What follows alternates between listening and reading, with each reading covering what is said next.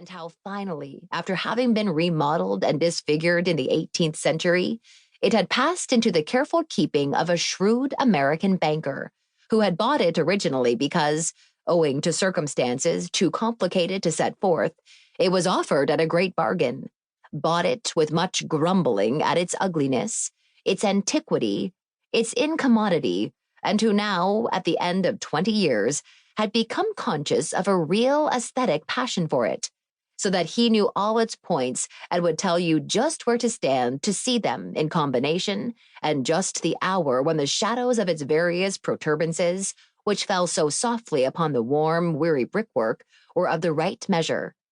Besides this, as I have said, he could have counted off most of the successive owners and occupants, several of whom were known to general fame, doing so, however, with an undemonstrative conviction that the latest phase of its destiny was not the least honorable. The front of the house, overlooking that portion of the lawn with which we are concerned, was not the entrance front. This was in quite another quarter.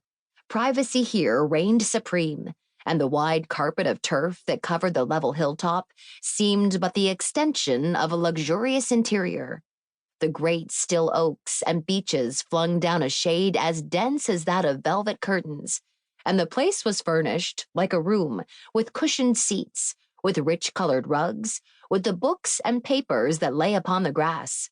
The river was at some distance, where the ground began to slope the lawn, properly speaking, ceased.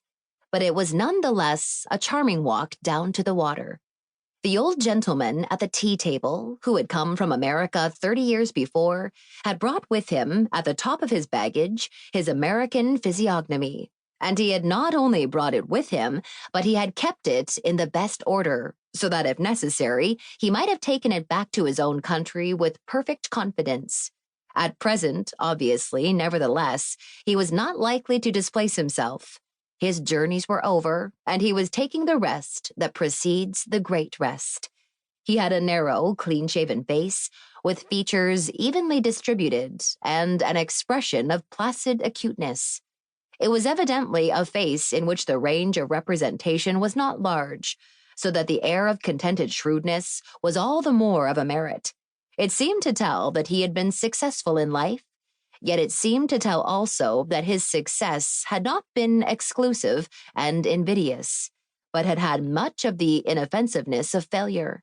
He had certainly had a great experience of men, but there was an almost rustic simplicity in the faint smile that played upon his lean, spacious cheek and lighted up his humorous eye as he at last slowly and carefully deposited his big teacup upon the table. He was neatly dressed in well-brushed black, but a shawl was folded upon his knees, and his feet were encased in thick embroidered slippers. A beautiful collie dog lay upon the grass near his chair, watching the master's face almost as tenderly as the master took in the still more magisterial physiognomy of the house. And a little bristling, bustling terrier bestowed a desultory attendance upon the other gentlemen. One of these was a remarkably well-made man of 35, with a face as English as that of the old gentleman I have just sketched was something else. A noticeably handsome face, fresh-colored, fair and frank, with firm, straight features, a lively gray eye, and the rich adornment of a chestnut beard. This person had a certain fortunate, brilliant, exceptional look, the air of a happy temperament, fertilized by a high civilization, which would have made almost any observer envy him at a venture. He was booted and spurred, as if he had dismounted from a long ride. He wore a white hat, which looked too large for him. He held his two hands behind him, and in one of them, a large, white, well-shaped fist, was crumpled a pair of soiled dogskin gloves.